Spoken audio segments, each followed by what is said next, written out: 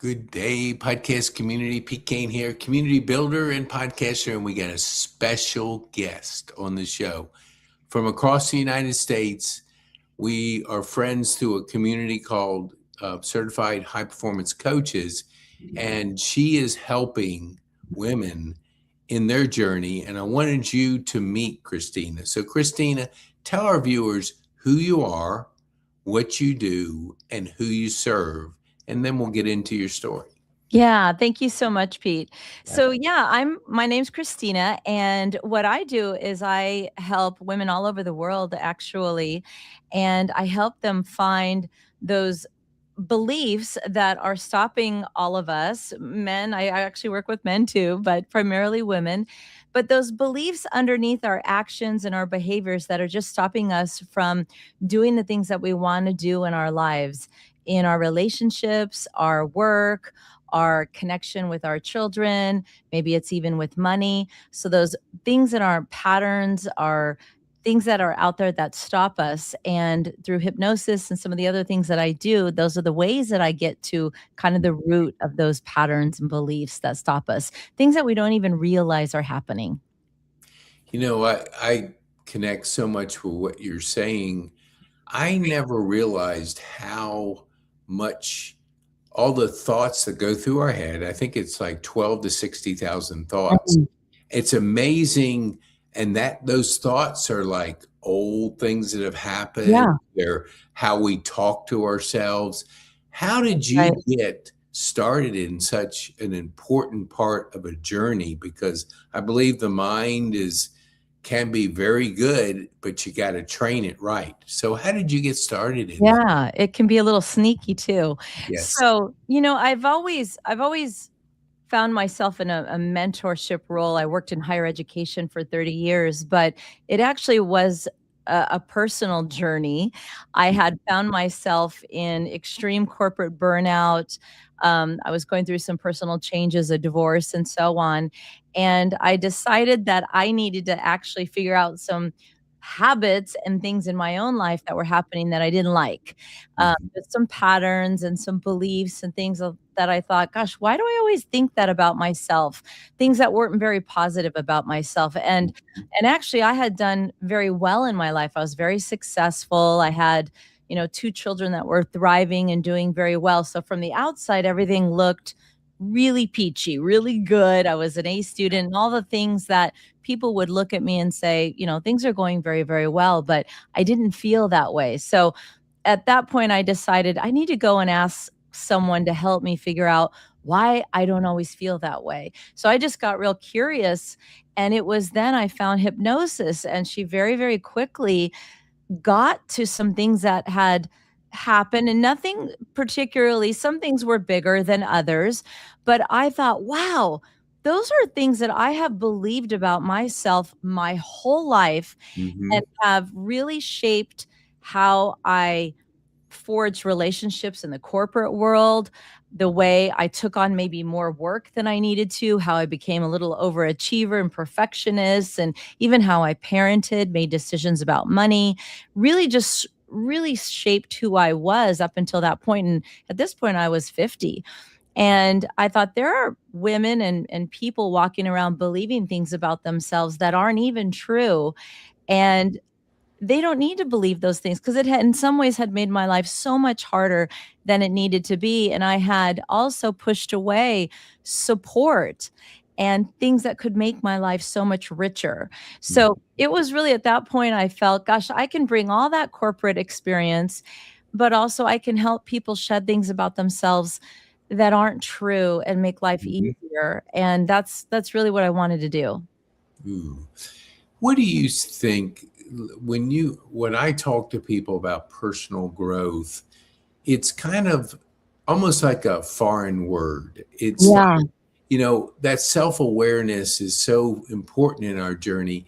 Why do you see in your work, where do you see the disconnect between creating our lives, and it's so apparent that everybody is consuming a lot of other stuff, which is other people's lives, whether it's TV or TikTok videos or whatever the consumption is. Where do you think the disconnect is out there, and what you've seen? I see one of the biggest disconnects is with ourselves and our internal voice and Mhm, that outside validation.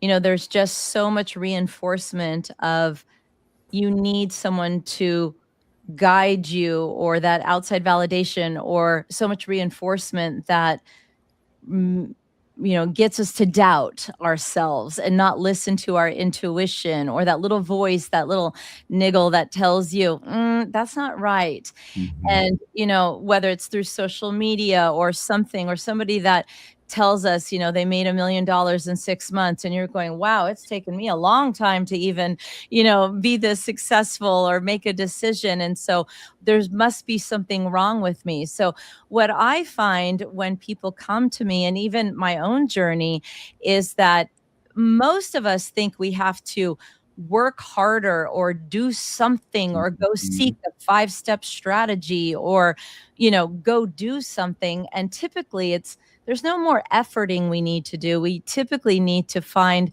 less resistance and go within.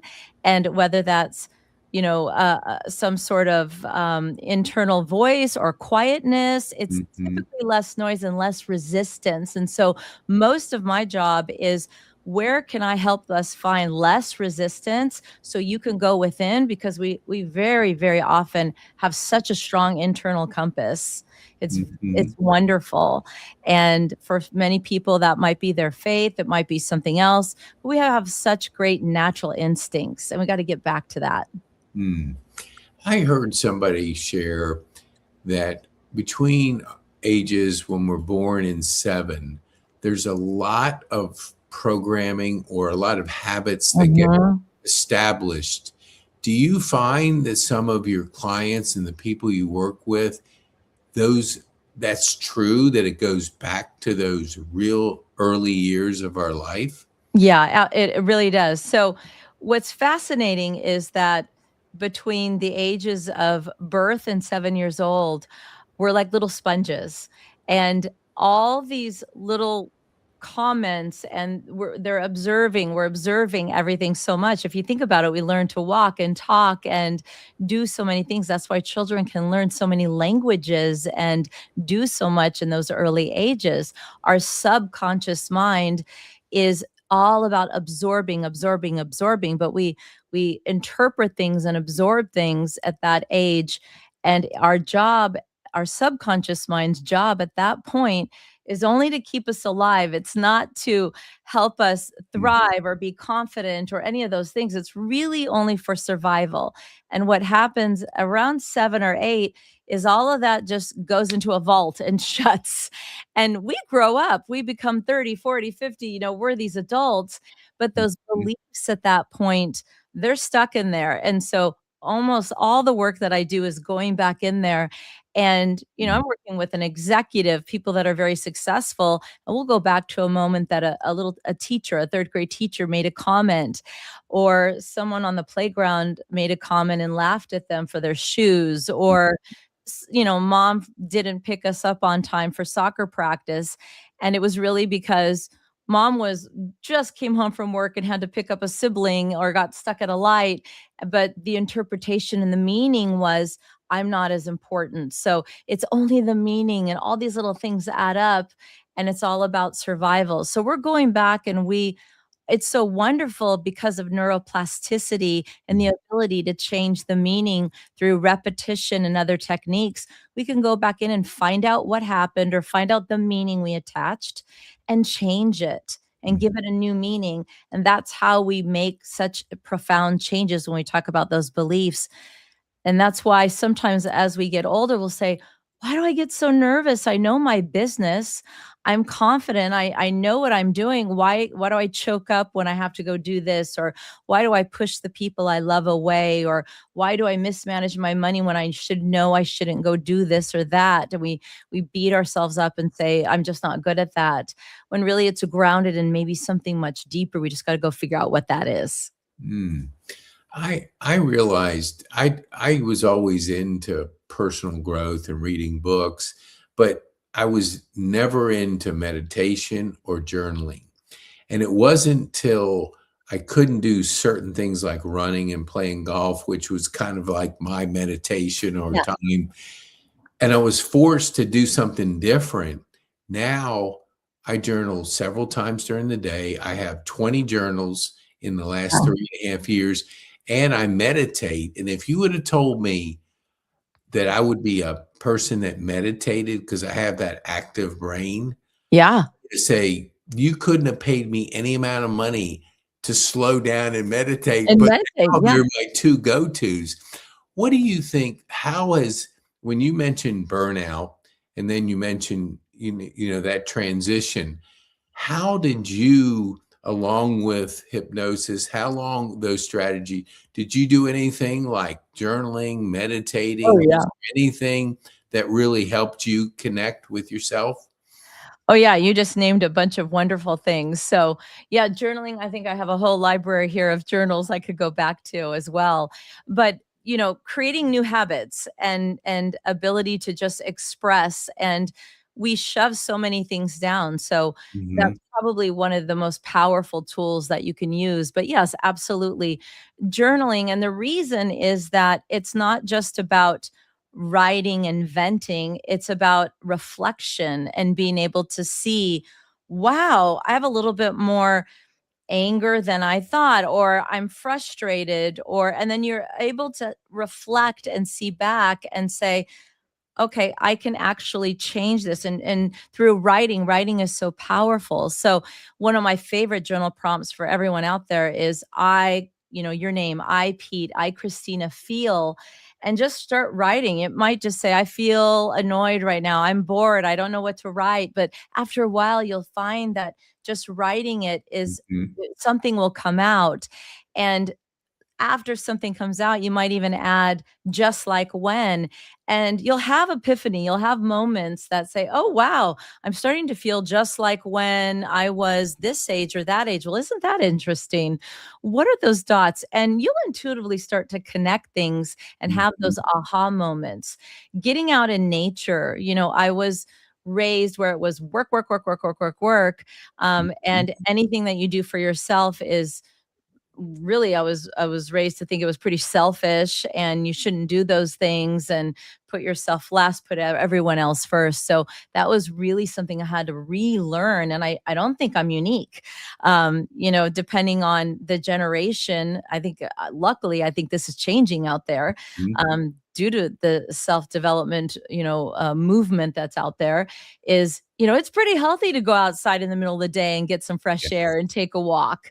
And this sounds simple, but I think for a lot of people, they still have to almost force themselves out to get out there and to say, you know what, it's pretty normal to take a walk in the middle of the day and stretch. We all work at home. We're stuck here now, and we have to make time to go have lunch outside or go take a break, and do the exercise. So those things were really, self time is not selfish. Yeah. Journaling, um, connections, community, having a community that were maybe not just my girlfriends, but different people, how I met you, really finding people that inspired me. That Mhm. was key. Because I had work friends, we have other friends, but people that were interesting that, I think now most of my closest people that I have ever met are definitely past the age of 50. I have some of my closest and dearest friends. And if you would have said that to me at that age, I would have thought, gosh, all my friends were only maybe friends I'd met through my kids. Mhm. But it's never too late to just to go. I would go on trips in different countries and meet different friends and people, which required I get out of my comfort zone Mm. and meet new Yes. people and different people. And that was one of the things that really, made me stretch, and Mhm. it paid off. How do you, like, you mentioned meet other people. Like, when you go into a room, what do you do to kinda connect with people that you found to be very beneficial to build in those relationships? No, I think being curious and asking people, about themselves and Mhm. and how you can support them, and really just asking them to tell you about themselves. I find that I'm very fascinated and interested in people, but people are shocked when you really are genuinely authentic and Mhm. care, and they want to hear your story. But I think if you go in with forced questions, then it isn't authentic. So what do you really want to know about? Do you really want to know about them, or do you really just want to, what do you really want to know about? And going with that, if you are, whatever your business is or whatever you're interested in, really sit with, is that really interesting to me, or did somebody tell me in a networking group I need to ask that? And Mhm. so I think that's really important, is sit with it and say, yeah, no, that doesn't feel right. Because I know I've been trained, like the best of us, to ask certain things and it feels fake and phony. So be authentic. And for Mhm. me, it's always like, what, tell me about you. And, how can I support you, and vice versa. So That being makes authentic. Yeah. You hear the word hypnosis, and it kinda has a word in your mind, like it's foo-foo, and it's like so how do you dispel a kind of a word that's been out there for years? Yeah, with the You know Yeah, exactly. So when people hear that, what are they thinking of, and how do you get them to overcome something that may have happened 25 years ago when they saw one TV show and oh, the sure. person was doing this? Yeah, I don't blame you. So don't watch Netflix and think that's what it is. Um, yeah, no one would want to sign up to lose control. So the first thing I have to say is, the state that you go in hypnosis is the most natural state. We go into a certain brainwave state, but it's where we go every night when we go to sleep, or kind of like a dreamlike state. So this isn't a trance like robotic state that you can't get out of. It's a very natural state, and you don't lose control. You're actually gaining control. So when we talk about those beliefs, when you have beliefs that you misinterpreted by a third grade teacher that's now controlling your life, Mhm. that's you losing control. And so we want to go in and find out what those are and set it straight so you can get control back. So hypnosis is not about losing control. It's finding out what is the mystery about why some of these things that you do in your life that you don't like. So let's Yeah. go find the pattern so we can get you your control back. And so it's a very natural state. And actually, I don't think people realize we talk the whole time. We're chatting the whole time. You hear the dog bark, you hear the doorbell ring, you're very aware. And I Mm. think that surprises people. Yeah, I totally, from what I understand, and what, because a good friend of mine does what you do, but it does with individuals. I think you spend more time with companies and with professionals. Is that Mm, correct? and individuals, we do it individually, but yeah, I'll do some groups, yes.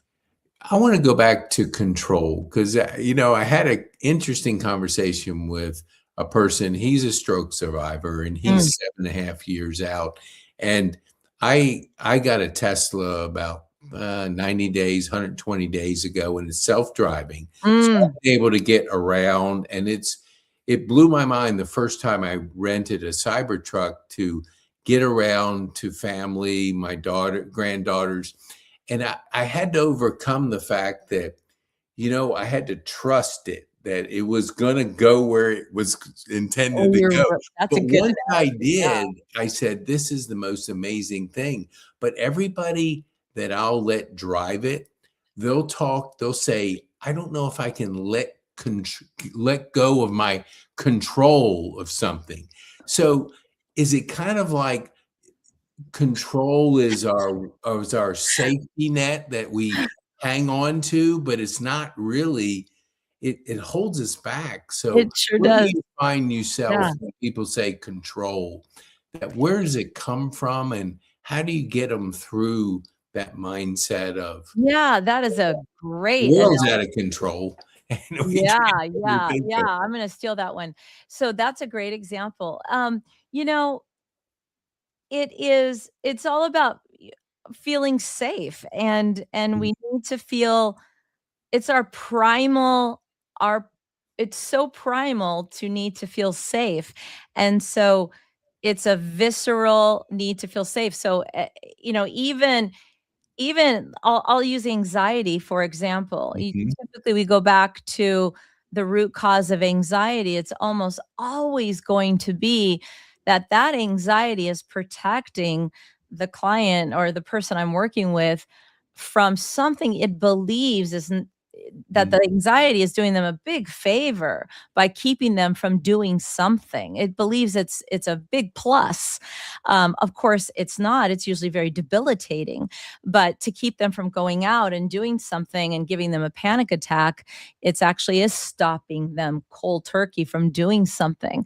So if we just mhm, go find out what that is, we can then say, but you are safe, you are safe. So we have to kind of reverse and say, that's actually not the best way to make you feel safe, because you actually are safe now. We're not in that circumstance anymore. So it is visceral. And, you know, it's really important I build a strong rapport with every client because everyone's different. And, I don't typically say, hi, Pete, nice to meet you. Let's go do hypnotherapy right now.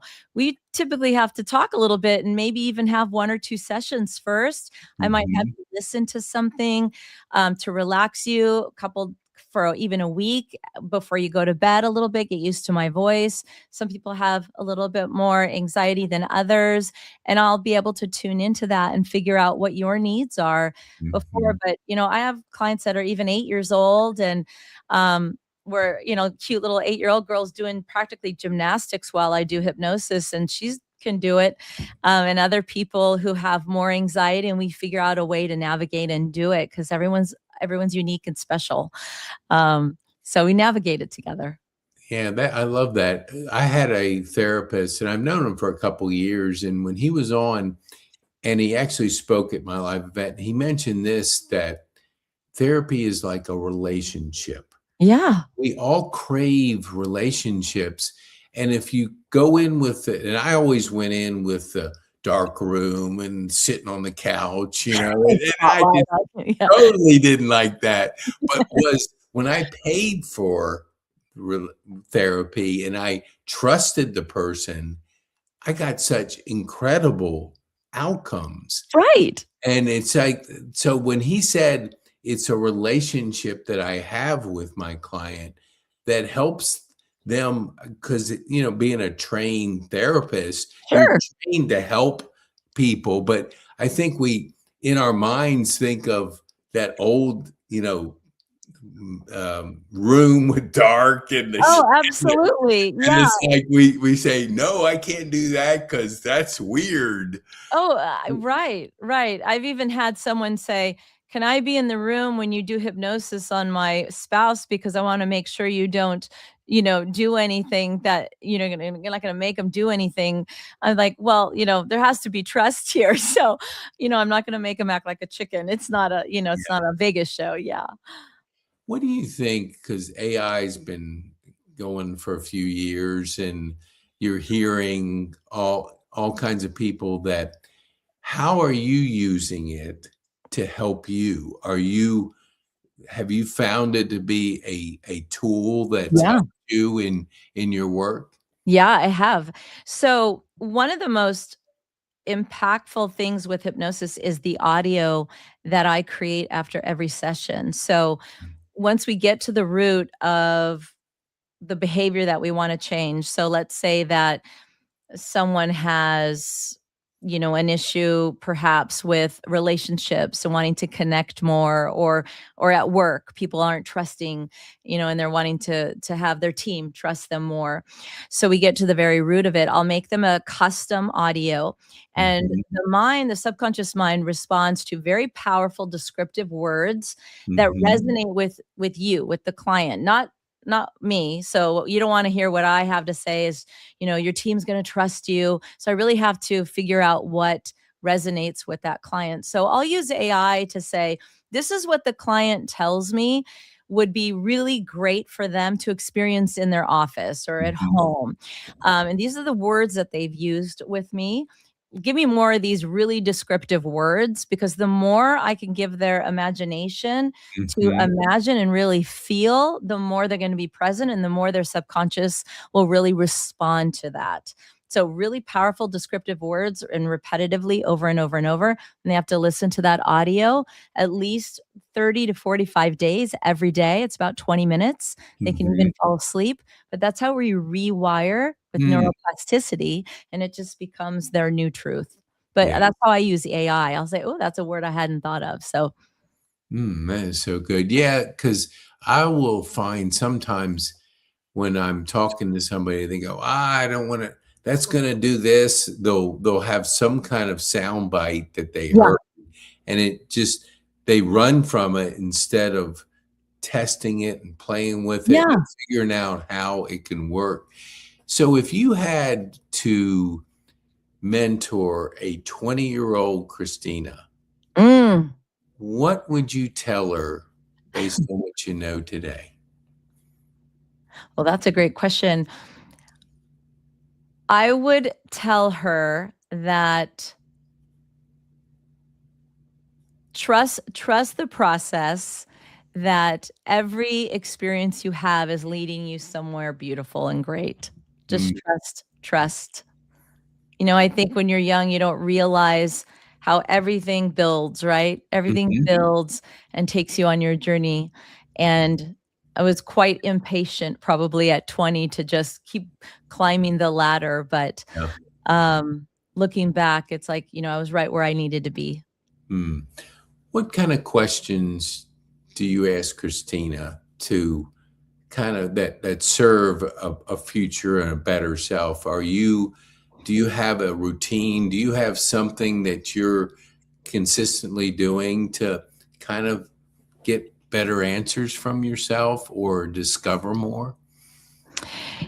For me, I want to make sure that I am staying on track with my why. So, Mhm, which is this keeping me connected and grounded with the time I wanna have with my family. I mean, I mhm, changed careers at 50 and to start my own business, so I'm very passionate about it, but I also wanna make sure I have time with my husband and with my adult children and hopefully soon grandchildren. I know you have a lot of grandchildren. mhm, So, I can get very focused with work, but I'll constantly say, hold on, is this creating the space that I want mm, for me too? So if I, start this podcast, will I also have the space I want for me? Because that keeps me very happy with my clients. And if I don't have the space for the people that are the most important to me, I won't be happy over here too. And mm, that was something I wasn't balanced with in the past. And I'm always asking and always making those little checkpoints. And, you know, uh, am I always, you know, my purpose is to bring light and connect people to their inner wisdom. And mhm, so I'm just always asking, is this doing that? Is mm. this always doing that with women and people, or have I geared off of that? And sometimes I do gear off and I need to just kind of bring it back. That is so good. How do you stay focused with all the distractions that are out? Mm. Or is there some things that have honored that clarity and focus in your daily life? I have a big family, and so, I think I get lucky just when I am working too much, I'll get a knock on the door, and I live across the street from my niece and nephew's elementary school, and I'll get the knock and, "Auntie, we want snacks." So, I think Yeah, family does that groundedness, and yeah. family and just being present with the things keep going back to the things that are the most important. Mhm, And, just I live by the beach and enjoying where I live and the life that I've created, which is really quite simple now. I like to be with my friends and my family mhm. and where I live, and, you know, trying to remember those are very important things. Yeah, that is awesome. What do you think when you if you can think back when you went from corporate America to doing your own thing. What was that toughest thing? Because we get that paycheck every Friday or whatever, every 2 weeks, and it's coming in whether we do anything. But when we move into that different arena of being your self-employed entrepreneur, it's a really difficult transition for people to get. How did you do in that Yeah. bridge to doing what you're doing now? It is difficult. Well, I had money saved up. So, you have money saved up. I had finances saved up. But, you take a leap of faith and you trust that you if you don't have the skills, you're going to figure it out. And you have the resources and your desire, there's a voice inside that just says, I want this so much. You're realistic, you have finances and you have some, smart decisions that you're making. Mhm. But also, I don't think I ever, maybe a little naivety, but also if I don't know how to do it, you can figure it out, or you're going to go ask someone or meet someone that's going to help you. Mhm. And making sure that I was always in rooms with people that could help me figure it out. Mhm. It's how I met you, and it's how I'm always going to put myself in those rooms, people that are very inspirational. Whenever I go to one of our meetings with high performers and high performance coaching or any of the other organizations that I'm in, it just blows my mind how amazing and motivating those people are, and they teach me every single day. And it's like, wow, I got so much more to learn, and that just keeps me going. Ooh, that's good. You mentioned earlier curiosity. Where do you think that muscle started to grow in your curiosity journey? Was that Mm. as a little girl? Was it after in corporate? Where did you see the most growth in that area? I was raised by a single mother, and my father, both of them worked very, very hard. I'm the oldest of four children. Mhm. And so, you know, figuring things out and working hard and, you know, I guess putting your head down and making things work. That was just something I always witnessed. Mhm. My parents always, my dad had his own businesses. And so I watched that. And Mhm. I watched my mom also climb the ladder at Discover Card. She did for 30 years after, barely a high school education, and moving her way up and winning all Mhm. kinds of awards. And really just watching her learn, step by step by step. So I think I was pretty lucky to see pretty hardworking parents. Hmm. I have one more. I mean, I have two more questions, but I want just what are you most excited about in the future? If you could share with us.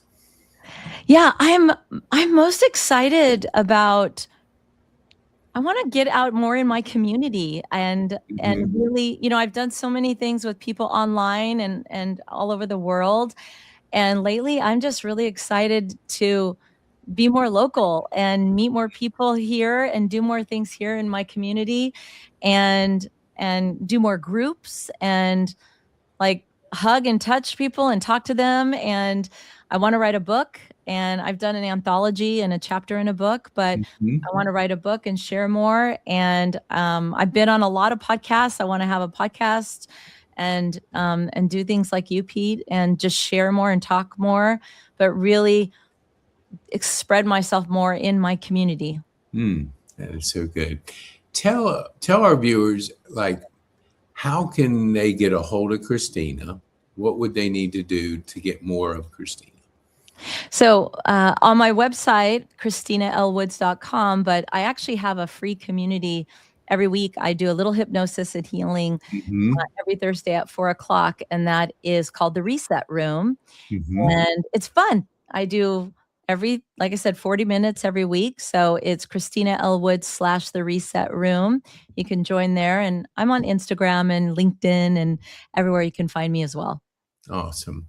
And let me see if it points right. We'll point right to that QR code there. And that if you scan that, you'll go to Christina's website and you'll be able, can you get to the reset room from your website? Yes, it says free weekly reset right up top, free weekly reset. Making it easy. I love it. Love it.